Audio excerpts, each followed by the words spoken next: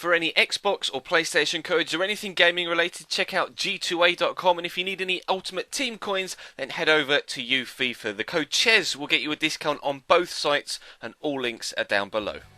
Hey guys, how's it going? Ches back again, and welcome to episode number 30 of the Career Mode Road to Glory here on FIFA 15 with Cambridge United. It's the time to get going in League 1, our opening game away from home against Barnsley. Hoping for a positive performance. We did play very well against them last year when we were in League 2, when we faced them in the Johnson's Paint Trophy. Hoping for a similar result. We were able to beat them on that particular occasion thanks to extra time, I believe, if my memory serves me correctly, but we'll have to wait and see if we can actually get a positive result this time around. There's definitely been some changes to the side since we played them last. As you can see, we've got Jenkins Chikawi out on the right hand side, and of course Downing, our new centre back, in there alongside Josh Coulson. And we're also trying to make some more changes to the side today if we possibly can as well, with of course the fact that we're in the summer transfer window in this second season. Still trying to improve the squad to make sure we can be competitive in this League 1 season this year, hoping for at least a mid-table finish, if not a playoff push. But of course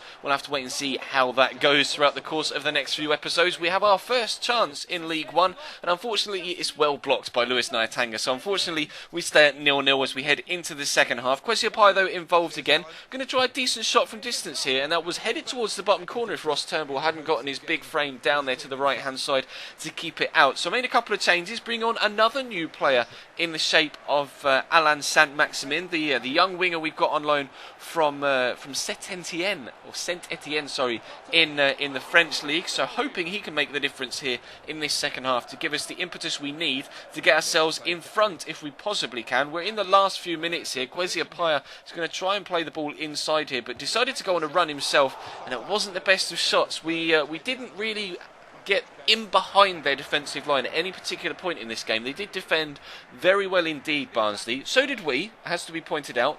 But as you can see, there just weren't many options on when I found myself on the edge of the box. Tom Champion this time with a decent shot from distance that was well saved by Ross Turnbull. We will have a corner in stoppage time at the end of the second half. Donaldson to whip it in. Coulson goes up, but in fact it's Kwesi Appiah, I believe, the CPU-controlled Kwesi Appiah, that actually had the header himself. And unfortunately for us, we weren't able to get past Ross Turnbull, and we stayed at 0-0. But a clean sheet and a draw and a point from our first game in League 1 is no mean feat, and to do that away from home against Barnsley, who are probably one of the better sides in the division as well, is definitely pleasing. So hopefully we can build on that and go on for a little bit of a run domestically in League 1. Now, I'm looking at replacing Chris Dunn. We've had a lot of offers in for him, and I've got the loan bid accepted for Davide Coppola at AC Milan, but at the minute his wages are just a little bit too high for me to warrant being able to bring him in.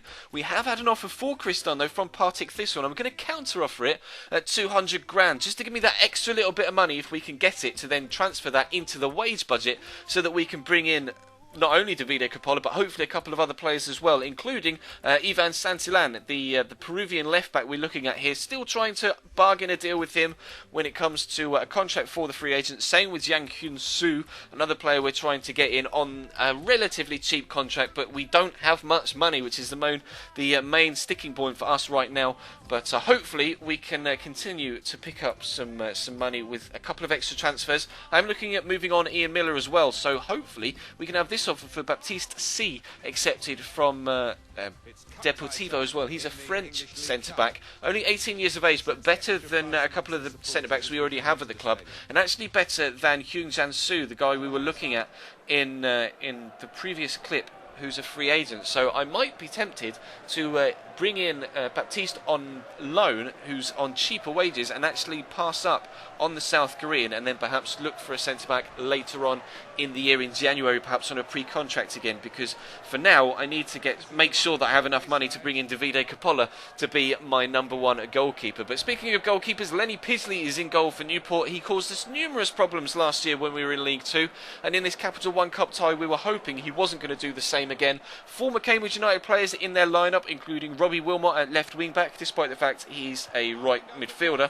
and also Danny Crowe up top as a former striker for Cambridge. And I thought that initial shot was just really poorly struck from Luke Chadwick, but you can see from the replay here, what a save from Lenny Pidgley, getting his fingertips to it to get it over the top of the bar. A truly spectacular save from a League Two goalkeeper. You don't expect that. Saint-Maximin whips the ball in, and again, lightning reactions from Lenny Pidgley to tip another one over the bar. Incredible scenes here as we continue to dominate, and the goalkeeper is determined not to let us pass. Jenkins Chikawilo gets it inside to Adam Armstrong. Good shot from the low knee. Unfortunately, though, Lenny Pidgley is on hand yet again to make a third good save so far in this first half. We will pick up the corner, though, and Chikawilo is going to be the man again to whip the ball into the box. Up goes Michael Woods, our new centre mid signing, and he scores his first goal for the club with a nice header into the back of the net. Our first goal of this second season competitively, and it's in the Capital One Cup against Newport to give us a 1-0 lead. But we're heading still not out of the first half, and Klukowski is going to have a decent shot from distance as he works his way into the box, and I'm really disappointed with my goalkeeper there. Chris Dunn should have kept that out. Could it be that he's a little bit uneasy about his position in the squad right now, considering we're looking like we're going to be moving him on? It looks as if he's underperforming because he's not sure whether he's going to stay at the club or not, but there's nothing he could have done about that effort. 2 goals in the space of 2 minutes for Newport County. They go 2-up with a truly spectacular finish. Their goalkeeper was in world-class form with all of those saves he's been making, and that genuinely was a class well above a League Two player. So we head into the second half, 2-1 down when we initially were 1-0 up, and then Flynn turns inside and scores another one at the near post. Chris Dunn perhaps should have done better with that one as well, and it's 3-1 to League Two Newport against newly promoted League One side Cambridge United in the Capital One Cup. So again, we were going to fly forward and try and get ourselves back in the game, but again, Lenny Pidgley was going to deny us with some good saves. Initially there from Michael Woods, then we're going to whip the corner in. It's actually going to be blocked by a defender there. Klukowski, I think, got his head to it as Michael Nelson came in to try and get the ball on target. Michael Woods again going to be the man to whip the corner in. This time it's Liam Hughes who gets his head to it. There is no defender in the way, and neither is the goalkeeper in the way again. We're back to 3-2. The question was, can we get the ball past Lenny Pidgley for a third time? Kwesi Appiah into Adam Armstrong. Gets past the defensive line. Surely it's just a matter of getting it into the back of the net. We have it saved, and then we hit the post when there's a free goal in front of him. I cannot believe we haven't equalised in this final highlight so far. Kwesi Appiah plays it outside to Saint-Maximin. Again, Adam Armstrong in the box. No, it's Tom Champion. The shot with his left foot flies wide.